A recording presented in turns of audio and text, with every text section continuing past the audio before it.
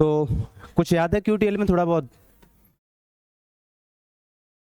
QTL में आपको क्या बताया था, दो बातें बताई थी। एक तो इसमें कंटिन्यूअस वेरिएशन देखने को मिलता है ना, और आपको पता कैसे लगेगा कि ये QTL के बारे में बातें चल रही है या फिर मेंडेलियन जेनेटिक्स के बारे में? तो अगर F1 जनरेशन में एवरेज फिनोटाइप मिले तो इससे आपको आइडिया लग जाएगा कि ये QTL की बातें चल रही है ना। अब इस वाले क्वेश्चन में आपको क्या पूछा गया है, a plant yielding 1 pound apple was crossed with 2 pound apple yielding a plant all F1 progeny yield apple of 1.5 pound। तो देखो ये जो F1 जनरेशन है ये एवरेज है या नहीं है? एवरेज है, इसका मतलब ये मेंडेलियन जेनेटिक्स नहीं है, ये क्या है, QTL है। The F2 generation will be in ratio of if fruit weight is controlled by 2 unlinked additive genes. दो जीन है, अनलिंक्ड है और एडिटिव इफेक्ट है, तो क्या आएगा रेशियो? कल बताया था आपको एडिटिव के केस में, तो ये आ जाएगा आपका 14641। अब ये जो आपको एक पेज वहां पर छुड़वाया था ना एडिटिव इंटरेक्शन में, इसको हम QTL में पढ़ेंगे। तो वो एडिटिव इंटरेक्शन यही था जब हमने QTL में दो जीन की स्टडी की थी ना, तो वो एडिटिव इफेक्ट ही था, है ना। तो क्या नहीं छुड़वाया था? ऐसे लिखवाया होगा कि इसको हम QTL में पढ़ेंगे। हाँ तो कोई नहीं, तो एक जगह आपको कहीं भी पढ़ना है, पेपर में ये थोड़ी आएगा कि आपने कहाँ पर लिखा था। ये पेपर में तो कहीं भी आए, क्वेश्चन सही करना है आपको। तो एक जगह पढ़ना है ना कहीं भी। चलो नेक्स्ट देखो फिर, Mendelian inheritance is obeyed by, Mendelian inheritance की बात कर रहा है ना, तो ये हो जाएगा आपका क्वालिटेटिव।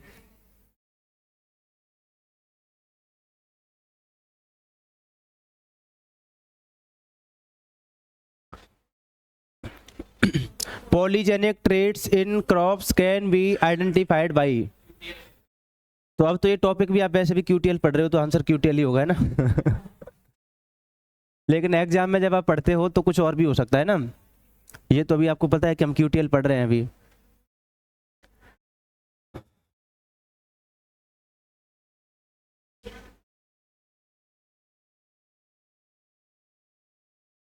हाँ फिफ्थ वाला देखो, quantitative inheritance are due to, किसकी वजह से होती है quantitative inheritance? Variation in phenotype होती है इसकी वजह से, तो है ना। Variation in genotype, variation in environment और variation in both genotype and environment, तो दोनों ही हो जाएंगे ना, फोर्थ हो जाएगा।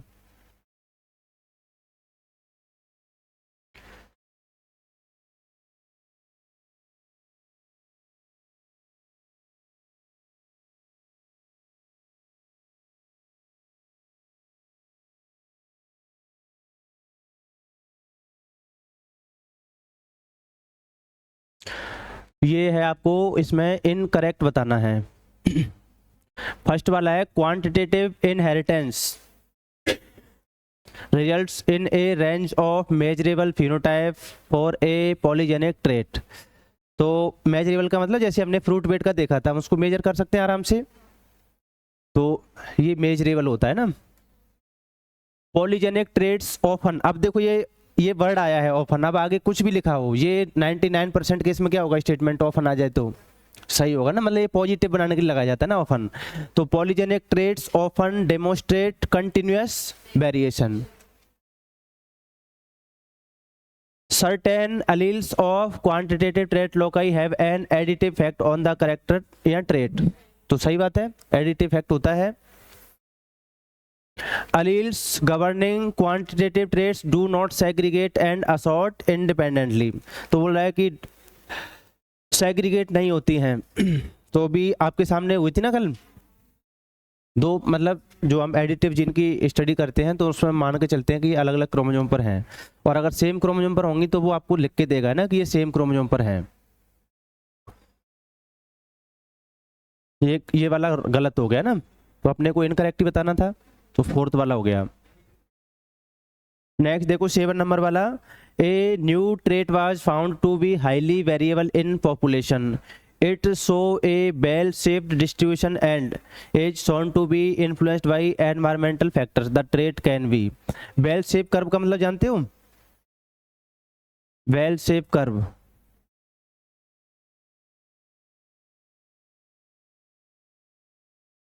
इसको बोलते हैं बेल शेप कर्व। तो ये आपको बताया ना, अपना बेल शेप कर्व भी मिलता है फिनोटाइप के लिए। इसमें देखो एक बार क्वेश्चन वापस से पढ़ो। A new trait was found to be highly variable in a population, it show bell shape distribution and is shown to be influenced by, जैसे हमने फ्रूट वेट के केस में देखो अभी है ना, तो अपना जो रेशियो आया था 14641, मतलब जैसे जैसे वेट बढ़ता जा रहा था वैसे वैसे उनका नंबर बढ़ता जा रहा था। जैसे सबसे ज़्यादा वेट वाले का नंबर मान लो पहले कितना था अपना 1 था, जिसका वेट सबसे ज़्यादा था।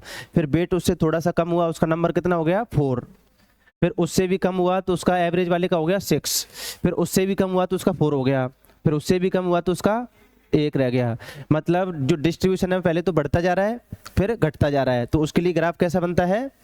बेल शेप बनता है। तो ये बेल शेप जो कर्व आ जाए इसका मतलब ये पॉलीजेनिक ट्रेट या फिर क्यूटीएल के लिए बनता है। जैसे या तो 1 to 1 देखो तो उसमें भी पहले बढ़ रहा है फिर घट रहा है, या 14641 देखो, या फिर 1 6 और कितना बताया था आपको 1 6 15 20 15 6 1, तो उसमें भी पहले बढ़ता है फिर घटता है। तो जब पहले कोई बढ़ता है और उसके बाद में घटता है तो उसका कर्व कैसा बनेगा? बेल शेप बनेगा। तो बेल शेप कर्व जो है किसका वो है करेक्टर?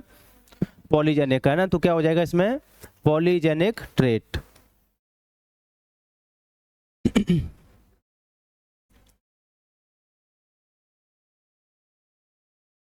नेक्स्ट देखो 8 नंबर वाला। In an experiment clone of a plant is grown in a field. The plants were observed to be different heights. When a graph was plotted for frequency of plants against different heights, a bell-shaped curve was obtained. Same here question. It can be concluded that the observed variation in height is due to, तो किस वजह से हो सकता है ये? Polygenic trait की वजह से हो सकता है ना, it being a polygenic trait. Next देखो 9 नंबर वाला। Interacting genes which are involved in producing continuous variation in phenotype in a population are known as, तो क्या बोलते हैं उनको हम? क्यूटीएल बोलते हैं। तो वही कीवर्ड है उसके ना, बेल शेप कर्व आ जाए, कंटिन्यूअस वेरिएशन आ जाए, या F1 जनरेशन का एवरेज फिनोटाइप आ जाए, तो तीनों ही केस में क्या होगा? क्यूटीएल होगा ना।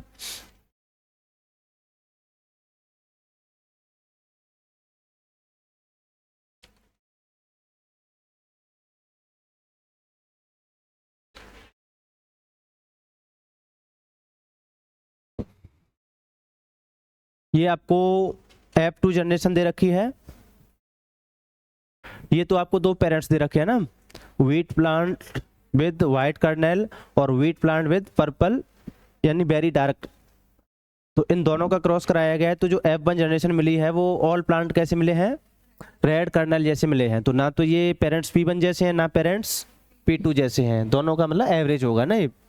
मतलब उधर तो वो वेरी डार्क रेड है उसको पर्पल नाम दे दिया ना, और इधर वाइट है, तो दोनों का जो इंटरमीडिएट होगा वो रेड होगा ना। अच्छा अब फिर F2 जनरेशन जो मिली है तो इसमें आप रेशियो भी देख लो एक बार। मतलब भाई देखो 1/16 तो 14641 आ रहा है रेशियो भी। अच्छा और उधर उनका नंबर भी दे रखा है। तो देखो जो F1 जनरेशन में मिले हैं ना अपने को, कौन से ये कितने मिलते हैं अपने को? 6 मिलते हैं ना, सबसे ज्यादा मिलते हैं। तो देखो मिल भी रहे हैं अपने को ना 6। तो अब इसमें क्या पूछ रहा है आपसे ना, ये देखो the following conclusion are made from the result of 10। It is a dihybrid cross where, पहले या नीचे देखो कि इसमें सही पूछ रहा है क्या है, करेक्ट पूछ रहा है ना। It is a dihybrid cross, तो डाई हाइब्रिड क्रॉस तो हो सकता है, कोई दिक्कत नहीं है वैसे, मतलब 2 जीन इन्वॉल्व हो सकती है ना। Where white colour is coded by gene A and the purple colour is coded by gene B.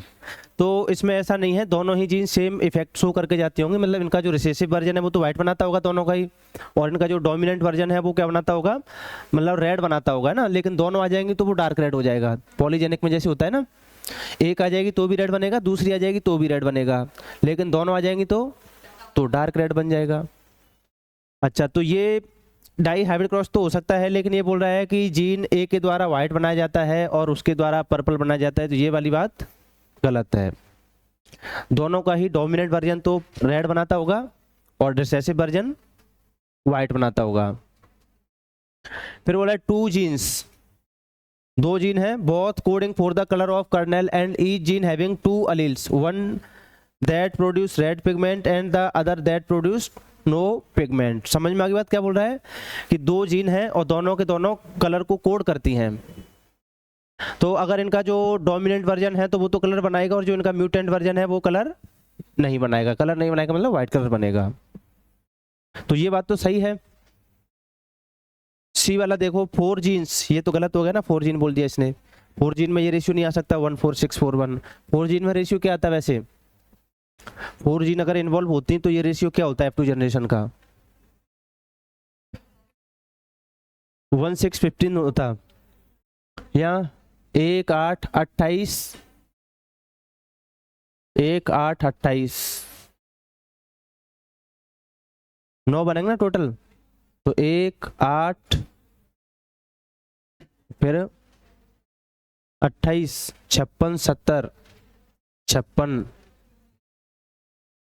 28 और 8 और 1, मतलब 9 वो बनेंगे ना, 9 टाइप के बनेंगे। आपको ये तो बताया था ना कि QTL के केस में या फिर एडिटिव इफेक्ट के केस में टोटल कितने फिनोटाइप बनते हैं। जैसे अगर 10 जीन इन्वॉल्व है मान लो, तो टोटल कितने फिनोटाइप बनेंगे?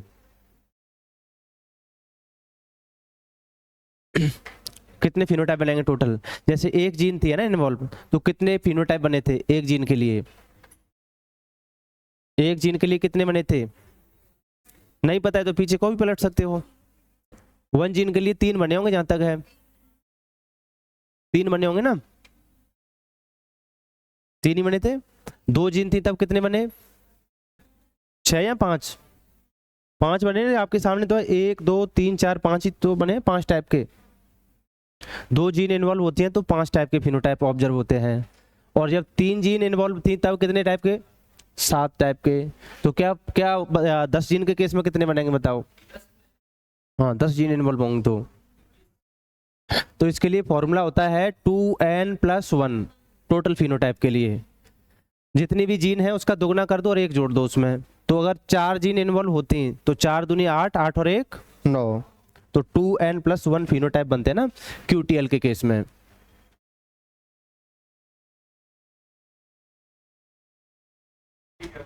क्या दोबारा बताना है? इसको बोलते हैं वंस मोर। फॉर्मूला लिखना था आपको 2n+1 total phenotype in case of QTL। Total phenotype in case of QTL कितने होंगे? 2n+1। तो अभी 2 जीन इन्वॉल्व हैं तो 2 दूनी 4 1 5, और 4 जीन इन्वॉल्व होती तो 9 टाइप के फिनोटाइप बनते हैं। तो ये 4 जीन वाला तो गलत है ना।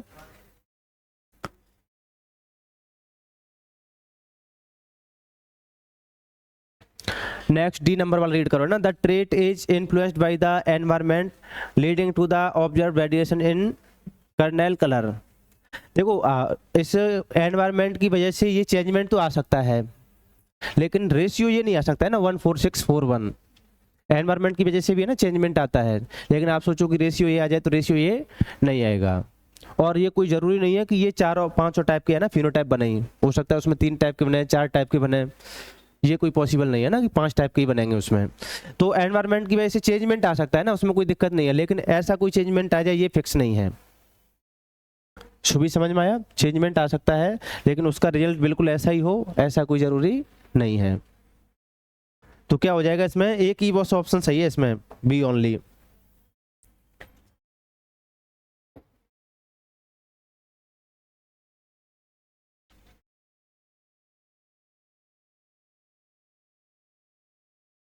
चलो ये मॉडल पेपर में आया हुआ क्वेश्चन है।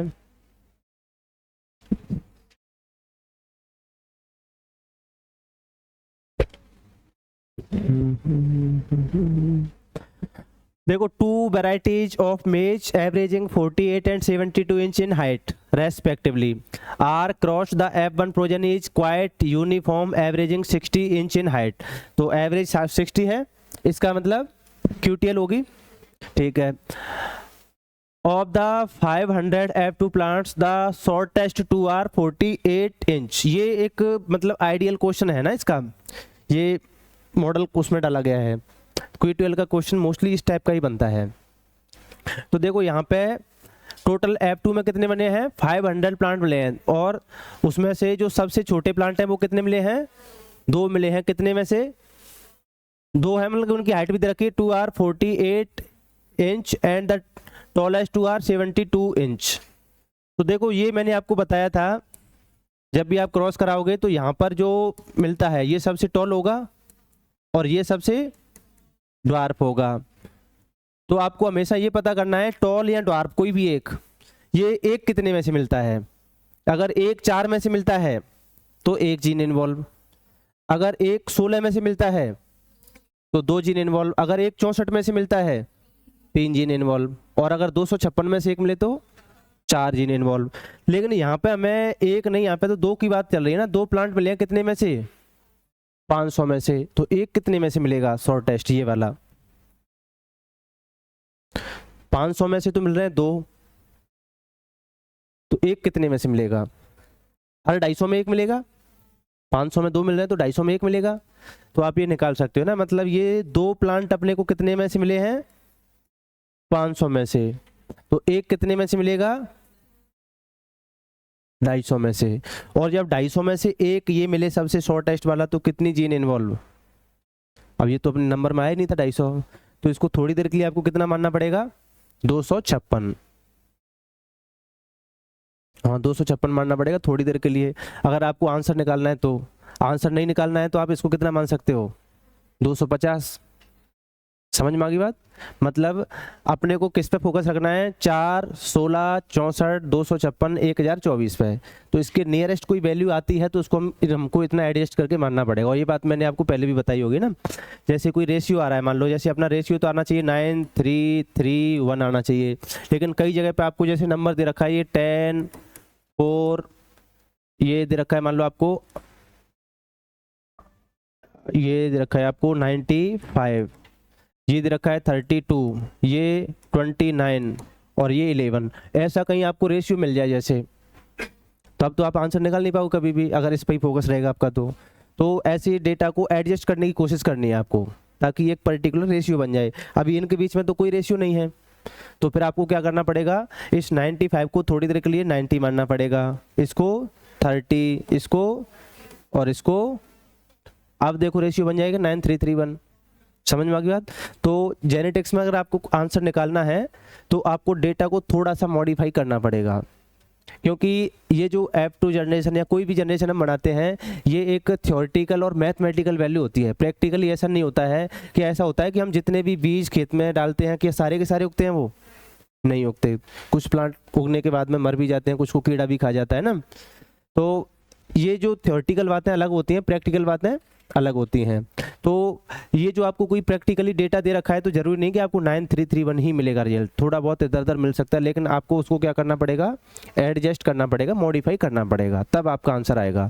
तो ऐसे ही अगर आप यहाँ पे इसको 250 मान के बैठे रहोगे तो आपका आंसर नहीं आएगा। तो आपको थोड़ी देर के लिए कितना मानना पड़ेगा, 256। और जब आप इसको 256 मान लोगे तो थोड़ी देर के लिए अपना आंसर आ जाएगा, कितना आ जाएगा, 4 जीन इन्वॉल्व होंगी, फिर अपना आंसर आ जाएगा। उसके बाद में आप इसको फिर से 250 मान सकते हो।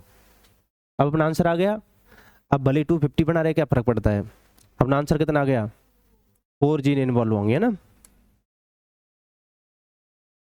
कृष्ण बताया था ना कल परसों अपनी बात हुई थी, इसी बात पे तो हुई थी कि 1 प्लांट मिलेगा, 2 मिलेगा। अगर इन दोनों को मिला के ऐसे बोलता कि अपने को एक्सट्रीम हाइट वाले 4 प्लांट मिले हैं 500 में से, तो एक्सट्रीम हाइट में फिर ये टॉल वाला भी शामिल होता और ये भी शामिल होता। तो एक्सट्रीम हाइट वाले तो हमें 2 मिलने चाहिए ना 256 में से, तब 4 जीन इन्वॉल्व होती हैं। और अगर बोलता कि सबसे शॉर्टेस्ट वाला एक मिला है तब 4 जीन इन्वॉल्व होंगी। एक्सट्रीम में ये दोनों काउंट होते हैं ना, सबसे लंबा और सबसे छोटा। तो एक्सट्रीम वाले तो 2 मिलते हैं ना, और किसी पर्टिकुलर एक की बात करेगा तो वो एक ही मिलता है। तो इसमें हमें दे रखा है, इसने जो शॉर्टेस्ट है वो 2 मिल रहे हैं, कितने में से 500 में से। तो इसका मतलब हर 250 में से एक मिलेगा, और 250 में से एक मिलेगा तो 4 जीन इन्वॉल्व होंगी। अगर ये क्वेश्चन अभी भी समझ में नहीं आया हो तो अभी दोबारा बताया जा सकता है, क्योंकि ये QTL में इसी टाइप का क्वेश्चन बनता है। अभी भी बता दो, डायग्राम मिटाया नहीं गया है। प्रगति आ गया समझ में? चेतना अपने समझ में तो नहीं आया होगा, क्योंकि QTL पढ़ी नहीं आपने। कल वाली अपलोड नहीं हुई है शायद, नहीं हुई कल वाली। चलो नेक्स्ट देखो अब। 2 pure line of corn have mean cob length of 9 centimetre and 3 centimetre. 2 plant दे रखे हैं आपको, एक का 9 सेंटीमीटर दूसरे का 3 सेंटीमीटर है respectively. The polygenes involve in this trait exhibit additive gene action. अब इस बार उसने बोल दिया है आपको पहले से ऑलरेडी, एडिटिव जीन एक्शन है ना इनका। तो अब इस बार उसको लिखने की कोई जरूरत तो है नहीं कि ये मतलब एवरेज लेंथ वाला मिलेगा, उसने आपको हिंट दूसरी दे दी ना इस बार, एडिटिव इफेक्ट है। तो इसका मतलब वही QTL ही होगी। ये भी दे दिया पॉलीजीन्स इन्वॉल्व है और एडिटिव इफेक्ट दे दिया। Crossing these 2 lines is expected to produce a progeny population with mean cob length of. इसमें मतलब जो मीन मतलब जो मीडियम वाला होगा ना, मध्य वाला, तो कितना होगा वो, तो वही एवरेज होगा। तो कितना हो जाएगा बताओ? 9 और 3 12, 12 का आधा 6 हो जाएगा। तो इसमें इस बार आपको एवरेज पूछ ली है, इसमें दूसरी इंट दे दी इस बार 6 हो जाएगा ना। अब किस्मत सही होती है तो ऐसे क्वेश्चन आ भी जाते हैं, और कई बार अपने को आने के बाद भी नहीं दिखते। एग्जाम हॉल में आ तो जाते हैं, लेकिन एग्जाम हॉल में भी देखना भी जरूरी है ना। चलो नेक्स्ट देखो 15 नंबर वाला। 15 body weight of rabbit is determined by pair of alleles at 2 loci A and B that are additive and equal in their effect. इसमें अब आपको वहां पे फिर से हिंट दे दी, कैसा इफेक्ट है इनका, एडिटिव है ना, और इक्वल इफेक्ट है दोनों का, है ना। जितना A कलर को डिसाइड करेगा उतना ही B डिसाइड करेगा ना कलर को। Rabbits with genotype A minus A minus B minus B minus have average 1 kg body weight, whereas individuals with A plus B plus B plus have animals that average 3.4 kg in weight। ठीक है, दोनों parents का आपको wait दे रखा है, minimum वाले का भी और मैक्सिमम वाले का भी। 4 मेल रैबिट, 4 है या A है? A है ना। A male rabbit with A minus B minus B minus crossed with a female of genotype A plus B plus B plus। What will be the predicted average weight of F1 progeny of this cross। देखो इसको पूछने के लिए कितना बड़ा बना दिया उसने। तो कितना हो जाएगा, दोनों को जोड़ के 2 से डिवाइड करो, 3.4 और 1 कितना हो जाएगा, 3.4 प्लस 1 कितना हो गया, 4.4, और 4.4 का आधा कितना होता है। तो बस ये देखो, इसको इतना सा पूछने के लिए क्वेश्चन इतना लेंदी कर दिया। और कई बार दिया अपना दिमाग ही खराब हो जाता है बड़े क्वेश्चन को देख के। लेकिन ये तो बताइए ना, क्वेश्चन जितना बड़ा उतना ही खोखला होता है। अब ऐसे क्वेश्चन भी 4 नंबर में आ जाते हैं। देखो अभी ज़्यादा पुराना नहीं है, 2020 का है। 11 का मतलब सेकंड शिफ्ट में आया हुआ है। 11 का मतलब क्या सादिया, सेकंड शिफ्ट में आया हुआ है।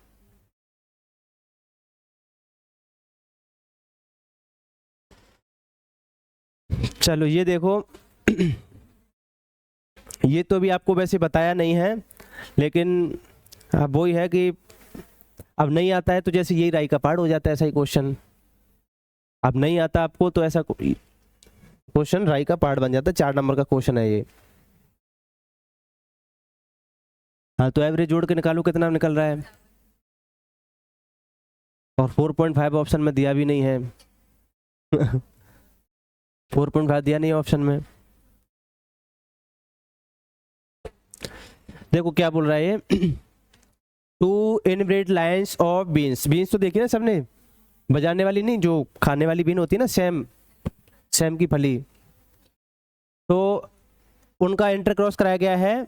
और जो F1 है उसमें जो वेरिएंस मिला है अपने को बीन लेंथ में, वो मिला है 2.0। ठीक है, अब यहाँ पर जो ये वेरिएशन आया है ये जेनेटिक वेरिएशन है ना। F1 जनरेशन में जो वेरिएशन आया किसकी वजह से है, जीन की वजह से है ना, जेनेटिक वेरिएशन बोलते हैं इसको। The F1 was self to obtain F2। अब F1 की सेल्फिंग कराई गई और F2 जनरेशन ली, और इस बार जो वेरिएशन आया है वो कितना आया है, 7.0। The broad inheritability of bean length the F2 population will be. तो इसमें इसको बाद में बता देंगे। और दो तरह की हेरिटेबिलिटी होती है ना, एक तो नैरो सेंस में और एक ब्रॉड सेंस में। तो यहाँ पर अपना जो F1 से F2 में जो वेरिएंस आया है उसका डिफरेंस कितना है, वहाँ पे 2 था, यहाँ पे कितना हो गया 7। तो ये टोटल 7 माइनस 5 कितना निकल के आया, 7 माइनस 2 होगा ना, 5 निकल के आया है ना। अपन टोटल कितना है, मैक्सिमम 7 है ना F2 में। तो ये एक बार कैलकुलेटर से करके देख लो कितना आएगा, 0.71 आ जाएगा। तो यही आंसर हो जाएगा, बस इतना ही करना था। इसके 4 नंबर थे बस इतना करने के। लेकिन आप क्या करोगे, वो तो बढ़िया है, इसने 4.5 दे नहीं रखा है उसमें ना ऑप्शन में। 7 और 2 9, 9 का आधा 4.5, वो दे नहीं रखा है ऑप्शन में।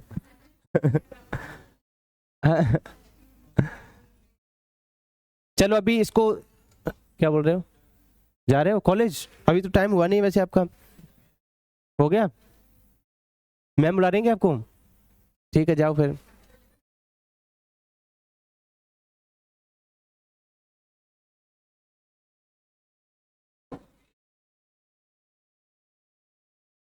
साजिया मैम से अच्छी बनती है दीपक की। चलो ये समझ में आ गया। अभी इसको माइंड नहीं करना है ना, इस वाले क्वेश्चन को आपको अभी नहीं समझ में आएगा ना, क्योंकि अभी आपने नहीं पढ़ी है ना broad sense heritability, narrow sense heritability, उससे रिलेटेड क्वेश्चन है ये। तो अभी इस क्वेश्चन को आपको माइंड अभी नहीं करना है ना। 17 वाले को देखो क्या बोल रहा है 17 वाला, a disease resistant plant was crossed with a susceptible plant and the resultant F1 plants were disease resistant। Disease resistant और सेंसिटिव का कराया गया है, तो F1 कैसे बने हैं, डिजीज रेजिस्टेंट बने हैं। तो यहाँ से तो हमें ये लग रहा है कि जो रेजिस्टेंट है वो एक तरीके से डोमिनेंट है, रिसेसिव के ऊपर है ना। The F1 plant was shelved and the F2 individuals were analyzed for qualitative and quantitative disease resistant। The following statements were hypothesized। तो देखो फर्स्ट वाले में बोल रहा है qualitative resistant follow Mendelian ratio. तो क्वालिटेटिव वाली तो फॉलो करती है मेंडेलियन रेशियो को, क्वांटिटेटिव नहीं, क्वालिटेटिव लगाया उसने वर्ड है ना, क्वांटिटेटिव नहीं करती है, क्वालिटेटिव तो करती है। बी वाला क्या बोल रहा है, in the F2 individuals demonstrating qualitative resistant in dominant. तो ये भी सही बात है ना, रेजिस्टेंट और डोमिनेंट का क्रॉस कराया तो F1 में क्या मिला है, रेजिस्टेंट मिला है। तो इसका मतलब यहां से प्रूव हुआ है कि ये डोमिनेंट है। क्वांटिटेटिव रेजिस्टेंट ऑलवेज मोनोजेनिक, तो ये गलत होगा या सरासर गलत होगा, दोनों ही तरीके से गलत है। मे भी अगर मोनोजेनिक लगाता तो शायद हो भी सकता था ना, मोनोजेनिक तो हो भी सकता है जैसे एक जीन रेगुलेट करके जा रही हो, लेकिन इसने क्या लगा दिया, ऑलवेज लगा दिया। अब अभी तक आपने ऐसे कितने क्वेश्चन देख लिए होंगे जिनमें ऑलवेज की वजह से वो गलत हो रहे होंगे, मोस्टली है ना, गलत ही होते ना ऑलवेज वाले, क्योंकि लगाता ही क्यों, वो गलत करवाने के लिए। अगर उसको सही करवाना ही हो तो लगाने की जरूरत ही क्या है उसको। Qualitative resistant can be polygenic, आप देखो ये लगा दी ना इसने कैन बी, तो सही हो जाएगा ये। ऐसे क्वेश्चन में तो आप अपनी नॉलेज को साइड में भी रख दो ना, एक साइड में रख दो कि हमें कुछ नहीं आता, तो भी ये सही हो जाए ना ऐसा क्वेश्चन। तो क्या हो जाएगा आंसर अपना, ऐसे क्वेश्चन नॉलेज की वजह से गलत भी हो जाते हैं ना, और नॉलेज को साइड में रख के करोगे तो सही हो जाते हैं। तो ए बी और डी है ना, तीनों सही है अपने, सी वाला गलत है। अब इसको भी आप कर सकते थे, एक ही ऑप्शन में ऑलवेज लगा है, तीन तो सही होंगे ही होंगे, सारे में तीन ऑप्शन तो सही है ना, तो कोई तीन तो आपको सही करनी है, कोई एक ही गलत करना है बस, तो एक में ही ऑलवेज लगा है बस। अभी इस बार भी आया था ना, मैंने दिखाया था आपको 4 नंबर में, एक में ही ऑलवेज था बस। तो ये आपका हो गया ना, QTL का था ये, जल्दी हो गया। ये वाली PDF कौन सी वाली शेयर नहीं की आपको?